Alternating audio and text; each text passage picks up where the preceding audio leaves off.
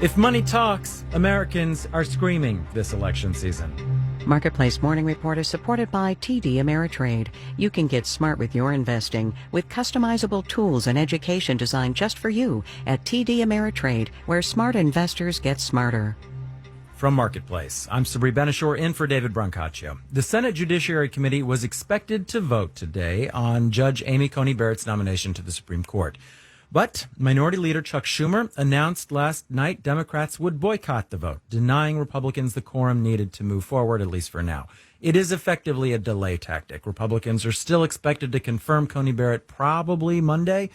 Whenever it happens, if the past couple of weeks are any indication, it could be a very big fundraising day for Democrats. Marketplace's Samantha Fields reports.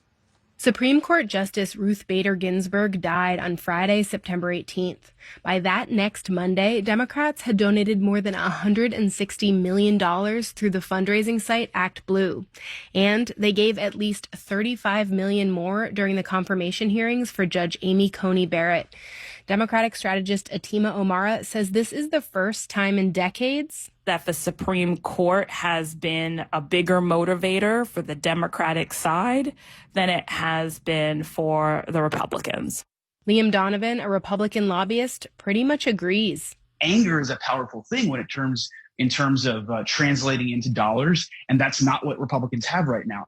Almost all of those dollars will be spent by Election Day, says Democratic strategist Julia Ager.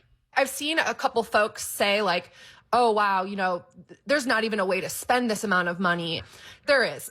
And in close Senate races, she says, the extra millions can make a big difference. I'm Samantha Fields for Marketplace.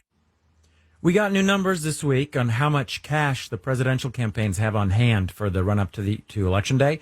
According to the latest filings with the Federal Election Commission, President Trump's campaign committee had $63 million available for last-minute expenses.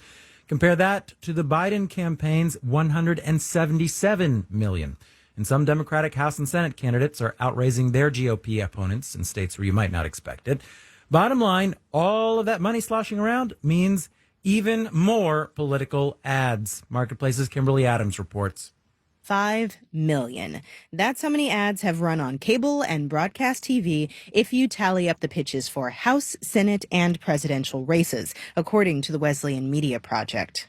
Campaigns don't care about efficiency, they care about winning. Erica Franklin Fowler is co-director of the project and a professor of government at Wesleyan. One of the reasons why you continue to see a ratcheting up of advertising is that there's always a fear that if your opponent is out-airing you, that you're giving them an advantage.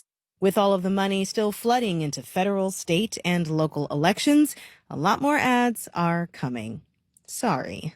But as you get closer to Election Day, especially in the most contested media markets, there won't be space. So the excess funds will need to go somewhere, and campaigns will have to be creative about how to do that.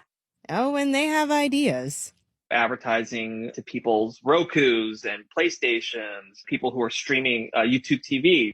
Tim Lim is a Democratic strategist working with several state and federal campaigns. And you're going to see some crazy, wacky stuff. You're going to see planes with banners. You're going to see roving trucks with ads.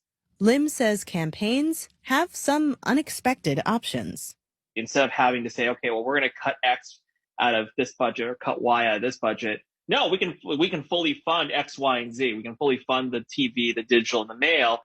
And even think about expanding outreach, which is why you're seeing Democratic ads in traditionally red states, Texas and South Carolina, Nebraska and Alaska.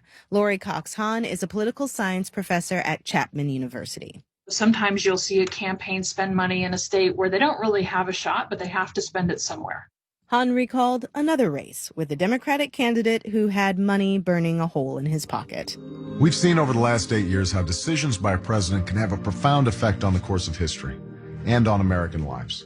Back in 2008, the Obama campaign bought a 30-minute ad that ran on multiple television networks just before Election Day.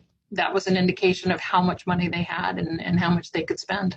Basically, the political campaign version of a last-minute flex. In Washington, I'm Kimberly Adams for Marketplace. All right, let's do the numbers. The FTSE in London this morning is down less than 0.1%. Dow, S&P, and NASDAQ futures are down in the 1 to 0.2% range, with the Dow future down 50 points. The 10-year Treasury yield is at 0.81%. Marketplace Morning Report is supported by the Ranzetta Family Charitable Fund and Next Gen Personal Finance, a nonprofit organization that believes all students benefit from having a financial education before they cross the stage at high school graduation. Online at ngpf.org. And by Constant Contact, with email marketing, websites, online stores, and other resources, committed to helping small businesses and nonprofits stay connected and do more business online. More at ConstantContact.com.